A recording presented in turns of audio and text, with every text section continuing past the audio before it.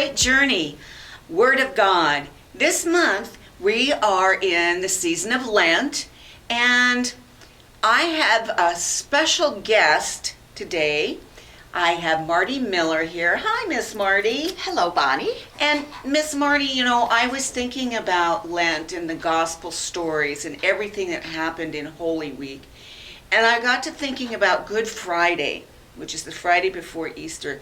And that's when Jesus died. And I thought, oh gosh, his family and friends must have felt so awful and not understanding what was, everything that was going on. And I understand that your Grandma Stickney had a wonderful way to explain death and our separation. I recently had a really good friend that died, and understanding that separation that happens is really hard. But Grandma Stickney had a special way of explaining it, right? She did.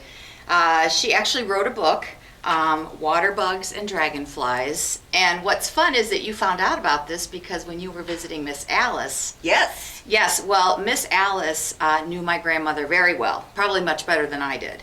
And it was a great story to come here to First United Methodist Church, meet Alice, and then find out all of her connections with my Grandma Stickney. And then when my two boys were in Mad Choir, they got to hear all about their great-grandma from Alice. And so that was just how the circle of life, and it just keeps going. That's how you found out about the story. So this is really good. But yeah, so Grandma Doris wrote this book back in 1970. My Grandpa Stickney was a minister. And so Grandma Stickney wrote this book, and it's been republished a number of different times, but it's got great graphics and I think just a great story about death to acknowledge that people are gone, but then maybe make us feel a little bit better about where they're gone. Where they have gone. Would you read it for us? I Miss sure Marty? would. So I will read, and then you'll be able to flip the pretty pictures. Down below the surface of a quiet pond lived a little colony of water bugs.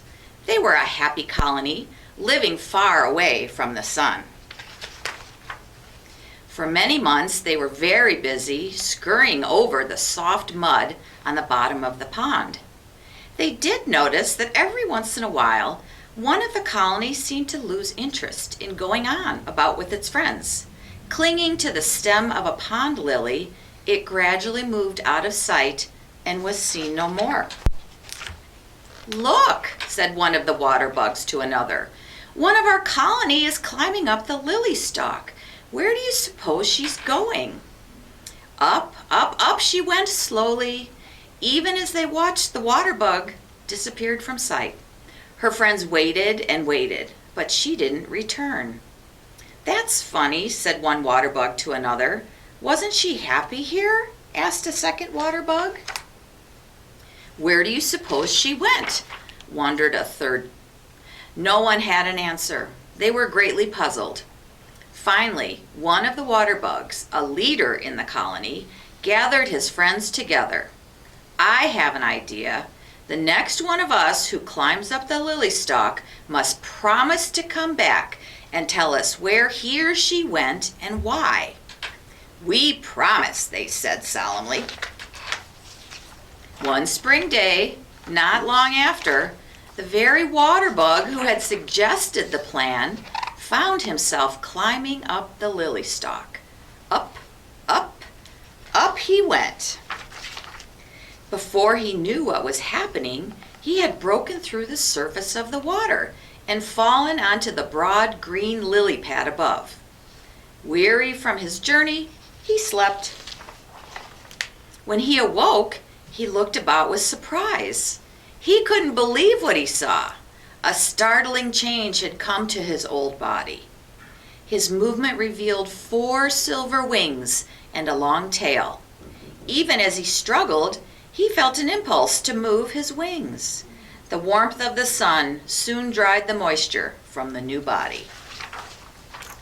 He moved his wings again and suddenly found himself up above the water.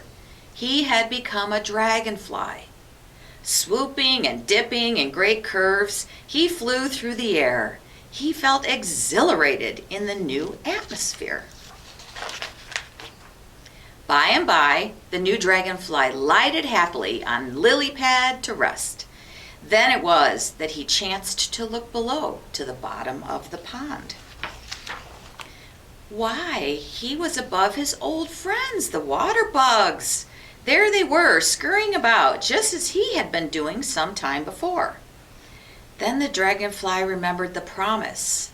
The next one of us who climbs up the lily stalk will come back and tell where he or she went and why. Without thinking, the dragonfly darted down. Suddenly, he hit the surface of the water and bounced away. Now that he was a dragonfly, he could no longer go into the water. I can't return, he said in dismay. I tried, but I can't keep my promise. Even if I could go back, not one of the water bugs would know me in my new body. I guess I'll just have to wait until they become dragonflies too. Then they'll understand what happened to me and where I went. And the dragonfly winged off happily into its wonderful new world of sun and air. The end. Thank you so much, Miss Marty. You're welcome. It really does help me feel a little bit better about losing my friend. I totally agree. And so stories like this that are meant for children are often a lot more helpful to us as adults. That's right. It works for everybody. Thanks so much for joining us for the great journey this week, and we'll see you next time. Bye-bye. Bye.